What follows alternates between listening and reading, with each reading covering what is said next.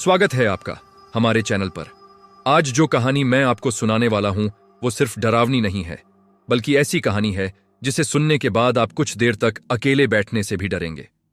यह कहानी उत्तराखंड के एक पहाड़ी इलाके की है और इसे मुझे एक ऐसे इंसान ने सुनाया है जिसने खुद ये सब अपनी आंखों से देखा और झेला है। पहचान छुपाने के लिए मैं इस कहानी में नाम और जगहें बदल रहा हूं, लेकिन जो कुछ भी है वो सच्चाई के बहुत करीब है। यह कहानी है 3 दोस्तों की, आरव, नयना और काव्या। तीनों पढ़ाई के लिए अपने गांव से दूर एक छोटे से पहाड़ी शहर में आए थे। नया शहर, नया कॉलेज, नए सपने। नयना और काव्या 2 बहनें थीं, सीधी सादी, कम बोलने वाली। आरव उनका दोस्त था जो हमेशा उनके साथ रहता था। धीरे धीरे कॉलेज में उनकी दोस्ती एक और लड़के से हुई। नाम था समीर। देखने में साधारण, बोलने में मीठा, लेकिन उसकी आंखों में एक अजीब सी ठंडक थी। समीर बहुत जल्दी सबका खास बन गया। वो जरूरत से ज्यादा मदद करता था, कभी महंगा खाना, कभी गिफ्ट, कभी बिना मांगे खर्चा।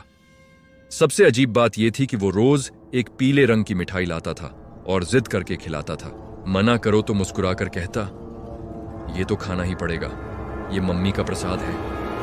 धीरे धीरे नयना उस पर भरोसा करने लगी।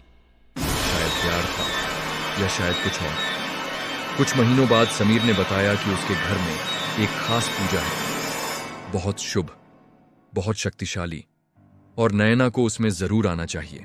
शर्त सिर्फ इतनी थी, पूजा के दिन उपवास और पूरी तरह शुद्ध रहना।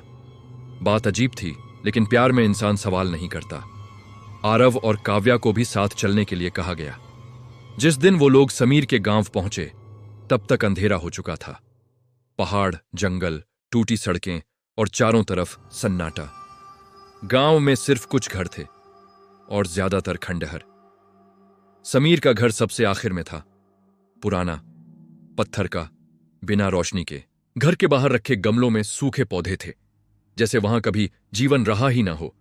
घर के अंदर एक अजीब सी गंध थी, सीलन, धुएं और किसी अनजान चीज की। समीर नयना को अंदर वाले कमरे में पूजा के लिए ले गया और आरव काव्या को बाहर बैठने को कहा। वक्त बीतता गया। 10 मिनट, 20 मिनट, आधा घंटा, न कोई आवाज, न कोई रोशनी। तभी अंदर से नयना की चीख सुनाई दी, काव्या, भागो, ये लोग इंसान नहीं हैं। आरव ने पूरी ताकत से दरवाजा तोड़ा।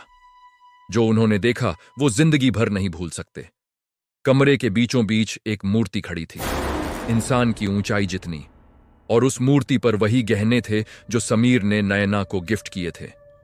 दियों की रोशनी में ऐसा लग रहा था जैसे मूर्ति सांस ले रही हो। नयना बेहोशी की हालत में थी। समीर और उसके माता पिता मंत्र पढ़ रहे थे। जैसे ही दरवाजा टूटा, सब रुक गया।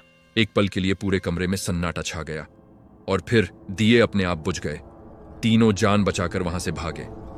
जंगल, अंधेरा, पत्थर, बस भागते गए। उस रात अगर 1 मिनट भी देर हो जाती तो शायद आज ये कहानी सुनाने वाला कोई नहीं होता। उसके बाद समीर कभी कॉलेज नहीं आया। गांव में पूछताछ की गई तो पता चला उस घर में सालों से कोई नहीं रहता था और गांव वाले उस जगह का नाम लेते हुए भी डरते थे। आज भी नयना सोते वक्त चौंक कर उठ जाती है। उसे सपने में वही मूर्ति दिखती है, वही पीली मिठाई और वही आवाज, अगली पूजा में आना। दोस्तों, पहाड़ों में कहा जाता है, हर मुस्कान इंसान की नहीं होती और हर पूजा भगवान की नहीं। अगर आपको यह कहानी डरावनी लगी हो तो वीडियो को लाइक जरूर करें। कमेंट में बताइए, क्या आप ऐसी जगह कभी जाने की हिम्मत करेंगे? और चैनल को सब्सक्राइब करना मत भूलिए, क्योंकि अगली कहानी इससे भी ज्यादा डरावनी होने वाली है। अपना ख्याल रखिए, मिलते हैं अगली कहानी में।